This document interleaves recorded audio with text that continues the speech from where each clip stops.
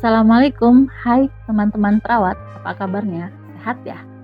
Kali ini kita akan membahas budaya lagi ya, budaya dalam lingkup kerja perawat. Budaya keselamatan pasien.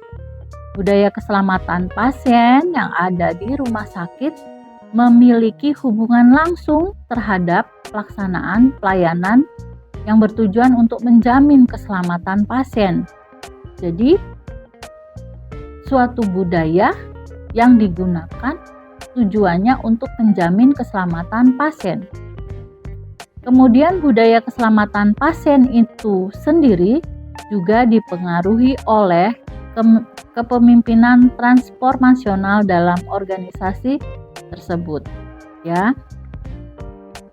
Penerapan budaya dalam sebuah organisasi tidak terlepas dari peran aktif atasan. Dalam hal ini, supervisor ataupun manajer dalam mempromosikan nilai-nilai yang dianut dengan melakukan tindakan-tindakan terkait yang mampu mendukung proses penanaman nilai yang dimaksud.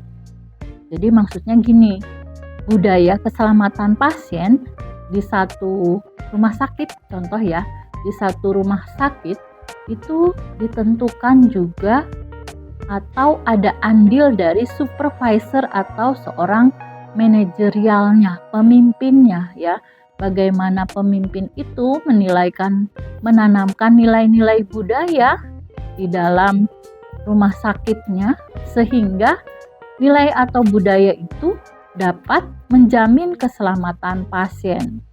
Contoh ya, ditanamkan di satu rumah sakit budaya bahwa kalau mengantarkan pasien dari ruangan UGD ke satu ruangan rawat inap atau dari ruangan satu ke ruangan yang lain, itu harus memperhatikan keselamatan pasien, misalnya dari segi keamanan tempat tidur. Tempat tidur di kanan dan kirinya dipasang pengaman gitu supaya pasiennya tidak jatuh. Nah, itu adalah salah satu nilai yang ditanamkan untuk menjaga supaya selamat pasiennya atau budaya keselamatan pasien. Selain itu, selain supervisor atau pemimpin manajerial yang ada di rumah sakit, untuk menjamin budaya keselamatan pasien juga harus ada staf yang cukup, yang menjadi faktor penentu dalam penerapan budaya keselamatan pasien ya.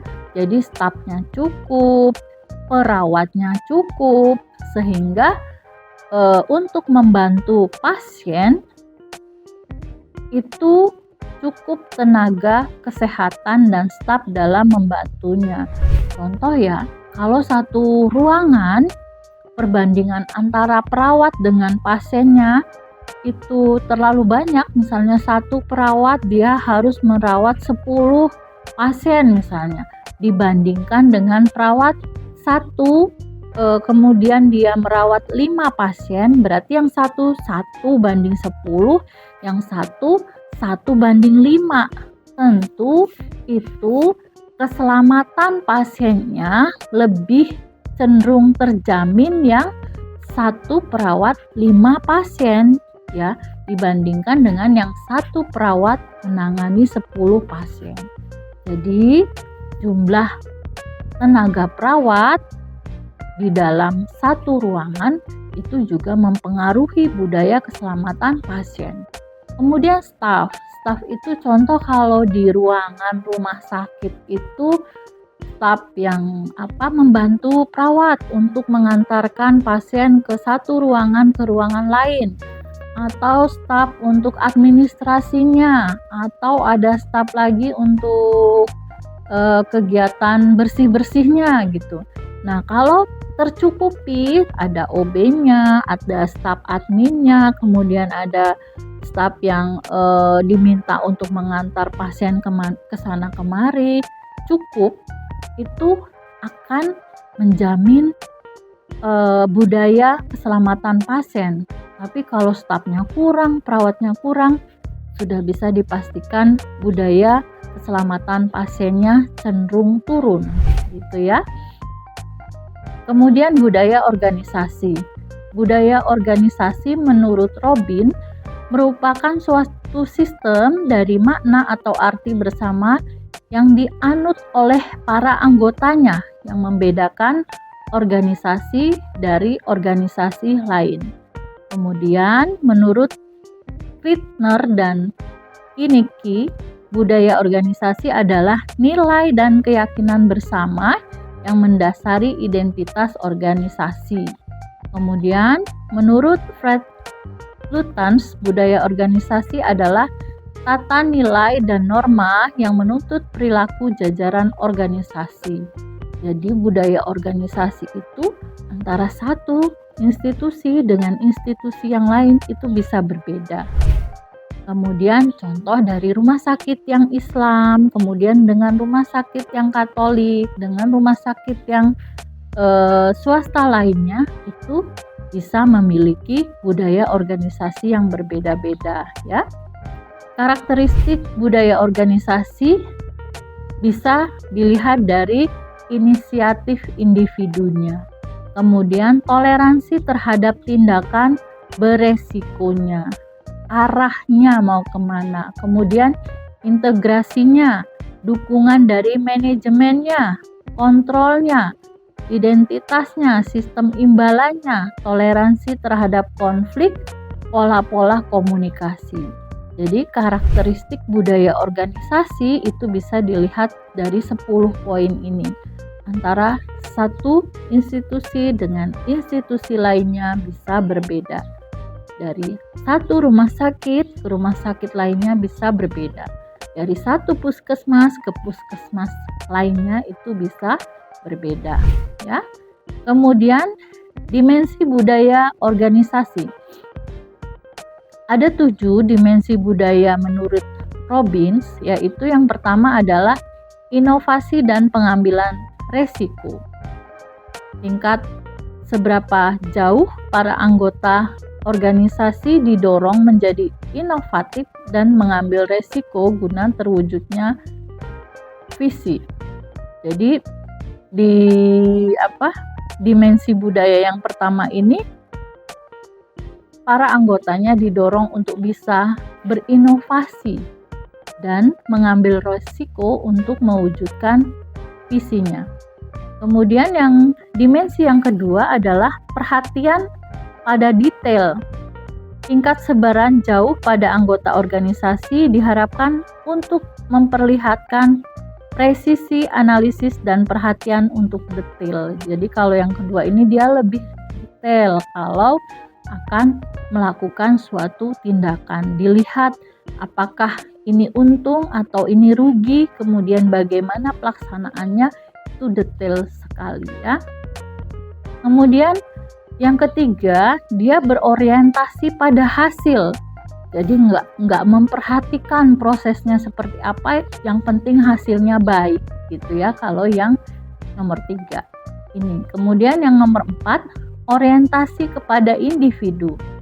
Tingkat sebaran sejauh keputusan manajemen memperhitungkan dampaknya pada individu di dalam organisasi.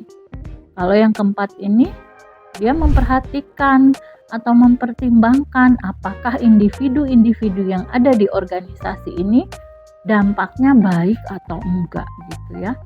Kemudian yang kelima, orientasi tim. Jadi kalau yang ini dia orientasinya ke tim. Apakah timnya ini mampu untuk melakukan pekerjaan sesuai dengan tujuan visi misinya gitu ya.